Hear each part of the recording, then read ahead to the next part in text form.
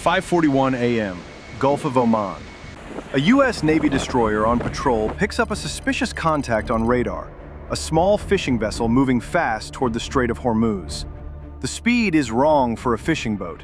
The heading is wrong. The vessel is on a direct course into the shipping lane where oil tankers transit the strait. The radar operator flags the contact and reports it to the bridge. The captain orders the vessel tracked and classified. Something about this boat is off, and in the middle of an active blockade clearing operation against Iranian mine warfare, any fishing boat heading straight for the tanker route gets full attention. It is on exactly these kinds of vessels, old fishing boats and small civilian craft, that IRGC operatives disguised as fishermen transport anti-ship mines and drop them into the Strait of Hormuz. A single boat can physically carry up to 2 mines at once, but the IRGC knows the US Navy is constantly patrolling the area. Moving more than 1 mine per trip draws too much attention and risks losing both the mine and the crew.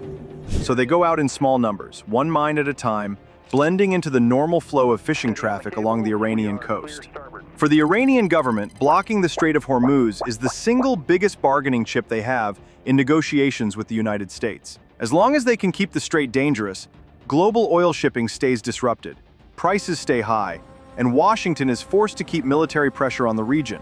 That is why the mine-laying operations do not stop. On board the patrolling destroyer, DDG-121, USS Frank E. Petersen Jr., the combat alarm goes up. Every radar on the ship locks onto the fishing vessel. The priority is clear: don't lose this contact, and don't let it slip back into Iranian waters. The distance between the destroyer and the fishing boat is only 15 miles. For an Arleigh Burke-class guided missile destroyer, that is nothing. At that range, the ship could destroy the target with a single strike. But the rules of engagement are strict. Without visual confirmation that the vessel is carrying mines or that IRGC personnel are on board, no weapons can be released. The ship has to verify the threat before it can act. 5:52 a.m. On the aft flight deck of the destroyer, the rotor blades of a Bell AH-1Z Viper attack helicopter begin to spin up. The Viper is the U.S. Marine Corps' frontline attack helicopter, a 2-seat gunship with a twin-engine design, a top speed of around 200 knots, and a combat range of roughly 370 kilometers. It is armed with a 20mm 3-barrel rotary cannon mounted in a turret under the nose, up to 16 AGM-114 Hellfire laser-guided missiles on its stub wings, 70mm rocket pods, and AIM-9 Sidewinder air-to-air missiles for self-defense. The Viper is built to hunt and kill small boats, light vehicles, armored targets, and aircraft, and to do it fast. The destroyer continues to chase the fishing vessel across the Gulf of Oman, maintaining radar lock. The Viper lifts off the deck, turns toward the coordinates being transmitted from the destroyer's Combat Information Center, and accelerates toward the target. At the same time, on board the fishing vessel, the IRGC operatives were already preparing to drop the mine. One man stood watch on the upper deck, scanning the horizon in every direction, looking for American patrol boats, helicopters, or any sign that they had been spotted. He had a radio in one hand and binoculars in the other. On the lower deck, 4 men were working fast around the mine. They were rigging straps and slings around the device to hook it to the boat's fishing crane, the same hydraulic crane normally used to lift nets full of fish out of the water. While they worked, the American Viper helicopter was already in the air and closing the distance. The pilots were flying low and fast, coordinates locked in, eyes on the target. They could not yet see the boat with their own eyes, but they knew exactly where it was and how far they had to go. On the fishing vessel, the IRGC team finished securing the straps. The crane lifted. The mine swung up off the deck, pivoted out over the side of the boat, and began to descend toward the water. On board the destroyer, tension rises. The mine is in the water. Every member of the bridge crew and the Combat Information Center knows exactly what that means. They have just watched another anti-ship mine join the dozens already scattered across the strait. Sooner or later, it will have to be neutralized. The clearing process is slow and dangerous.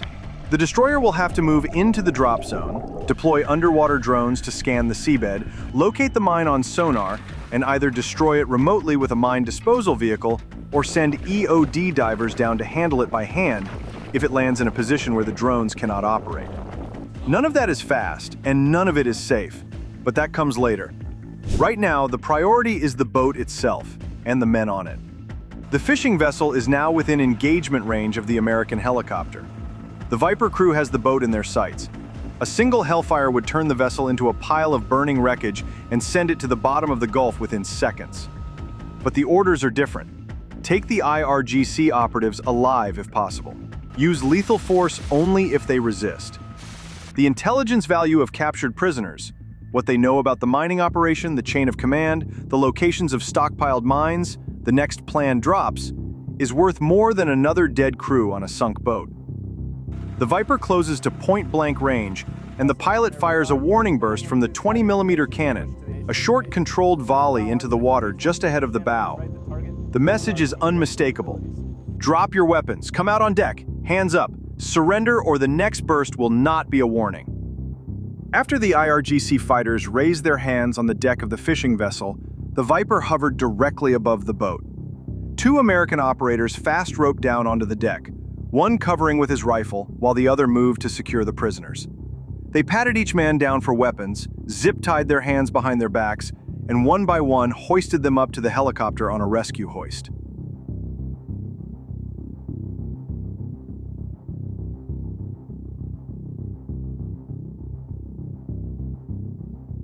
The whole boarding took only a few minutes. The Iranians offered no resistance. They had seen what the Viper was capable of, and the warning burst into the water was clear enough.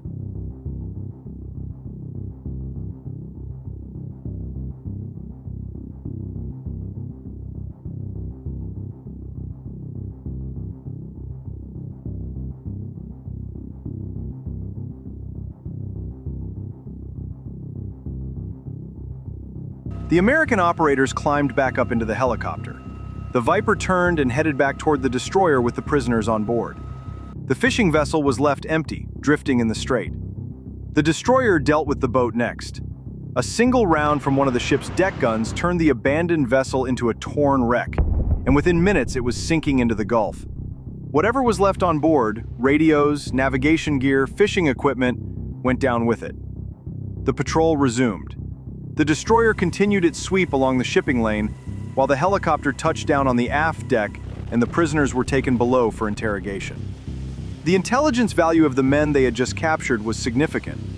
With proper questioning, the Americans could pull out where the mines were being stored, which underground bunkers along the Iranian coast were being used as stockpiles, who in the IRGC chain of command was directing the operations, when the next drops were planned, and which boats were being prepared for the next runs.